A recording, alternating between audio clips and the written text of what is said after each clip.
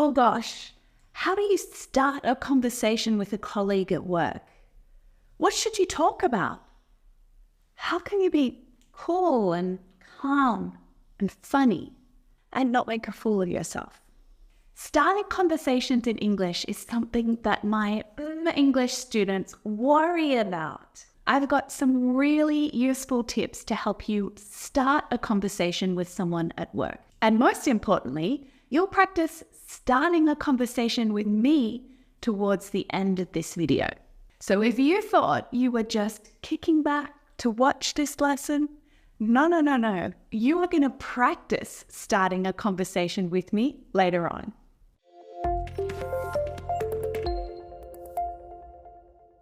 Now, I know that many of you feel comfortable and are capable of talking about your work and your area of expertise. That means the general area in which you have specialized skills or knowledge. But it's when you have to chat casually about other things not related to work when it gets tricky, when you start to feel stuck because you can't think of anything interesting or funny to say.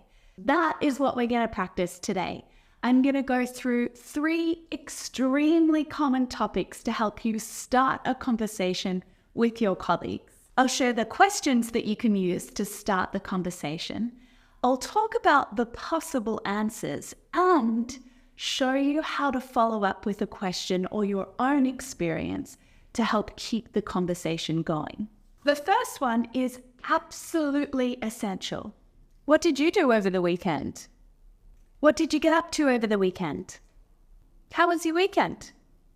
Or if you're towards the end of the working week, so Thursday or Friday, this question switches to be about the coming weekend.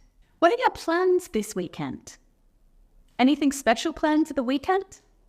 All these questions are a really nice way to share personal experiences.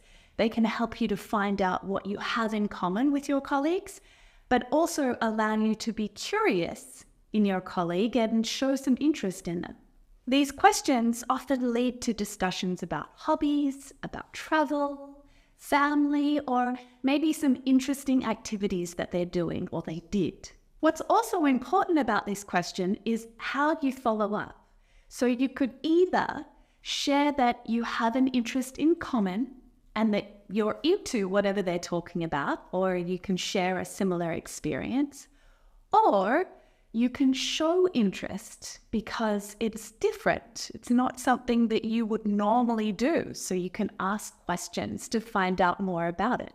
Let's try this out together. Ask me this question. Oh, I just spent some time working in my garden and around the house. You could say, I'm really into gardening. What types of plants do you have growing in your garden? So here, you're showing interest. You've found a way to connect over that shared interest. Cool. But what if you're not into gardening? That's okay. Let's just think about this. Clearly, I like working in my garden, so you could definitely ask me to talk more about that. Or you could transition to share something personal about yourself. Oh, that sounds relaxing. My weekend was quite hectic, so some time spent relaxing at home sounds lovely.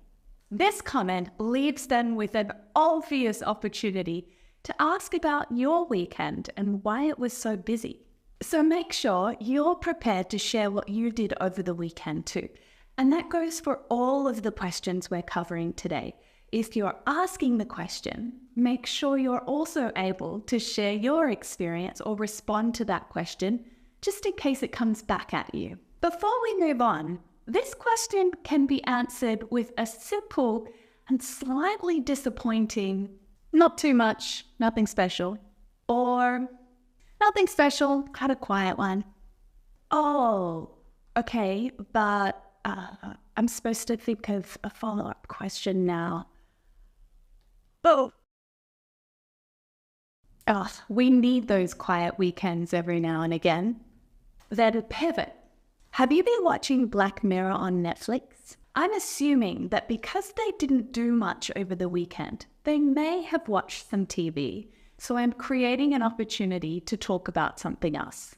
And this topic is another great way to start a conversation with a colleague, talking about what you've been reading or watching lately. But it feels a little strange to start the conversation with a question like, so what book are you reading at the moment? Or, so what are you watching on Netflix?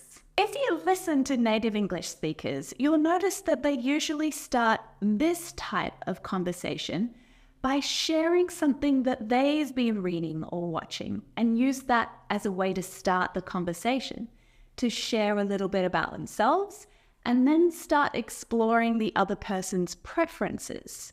And that was just as I did earlier. Have you been watching Black Mirror on Netflix? I don't know if they like watching TV series or if they like watching this show. So I need to find out. And if they say, yeah, I love it, awesome. Then you can chat about your favorite episode, your favorite character. If they say, no, what's it about? Well, you can explain. Oh, it's great. Each episode is standalone. So the storyline isn't connected, but it's set in a dystopian future. So if you're into sci-fi, you'll love it. If they say, nah, I tried, but I couldn't get into it, then you can ask, so what shows are you watching? Or they might say, I don't really watch telly. I prefer reading. So then, what can you ask? Oh, I need a new book to read. Have you read any good ones lately? See how at all of these points, no matter what the answer is, I'm just adjusting or adapting my conversation to follow along, depending on the answers. If you're feeling nervous about all of the possible ways that a conversation could go, then I recommend you plan all of this out in advance. Brainstorm the different scenarios and what you could say in each of those situations. It will help you to feel prepared. It will help you to feel like you can anticipate what's coming, no matter what they say. Last question. If you're coming up to a public holiday or a holiday season, then this is a really lovely way to start a conversation. Right now, it's November, so the end of the year is coming, Christmas is coming. Here in Australia, it's our summertime as well, so it's when we have our long holidays. So you can be sure that this question is coming up very frequently in every office in Australia at the moment. Do you have any trips planned over the summer? What are you planning to do over the Christmas break? Are you going away for the holidays? Asking about future plans allows your colleagues to talk about their upcoming trips, special holiday traditions. It's always a really positive topic that can spark interesting discussion. You get to learn lots of interesting things about your colleagues when you ask these questions. We're heading up to Brisbane to visit family. So you could say, oh wow, I'd love to visit Brisbane one day. What are you planning to do while you're there? Or if you have had this experience yourself, then it's a great time to share a recommendation. I went to Brisbane last year. Make sure you visit the beach at South Bank. It's a really nice area. To feel confident starting a conversation with your colleagues, you need to get really comfortable talking about these simple everyday topics. If you're nervous about starting a conversation in English, feeling comfortable and experienced is an important step towards that confidence. So what I always recommend to my students is building up that confidence and your fluency in a place where the pressure to be perfect is low. You need to learn how to really enjoy these chats and practice responding to different answers. There is a whole community of women inside Hey Lady who do this every single day. So if you are a woman and you want to build your experience and your fluency as an English speaker, then come along and join us. Check the description down below for a code which will give you a 50% discount on your first month. Okay, so now I want you to put all of this into practice. You're going to start a conversation with me. I'm your colleague. You'll see a question come up on screen to help you start the conversation. Ask me out loud. This is really great speaking practice. Get used to saying these words yourself, moving your mouth, using those words in that way. Listen to my reply, and then think of a way that you can follow up to keep the conversation going. It could be a question, it could be sharing your own experience, but that's your challenge. Keep the conversation going. I had a quiet one, but I did go for a beautiful hike up in the hills on Sunday. How can you continue?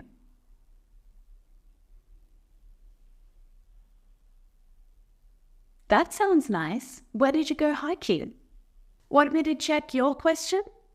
Hit pause and drop your question down in the comments below. Then come back for the next question.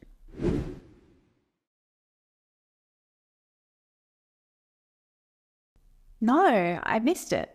I don't even know who played. How can you continue?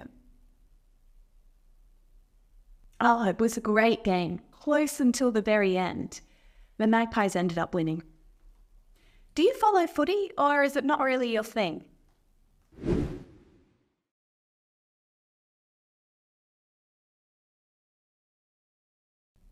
I feel like every man and his dog has seen Oppenheimer.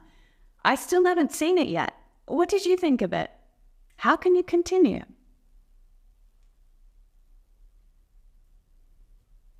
It was incredible. It was long, but if you're interested in history and period drama, you'll be engrossed until the end. I hope that you enjoyed the lesson and that you feel a bit more confident about starting a conversation with a colleague. Make sure you let me know how it goes. Here are all of my socials and places you can catch me. It was lovely to have you with me today. Bye for now.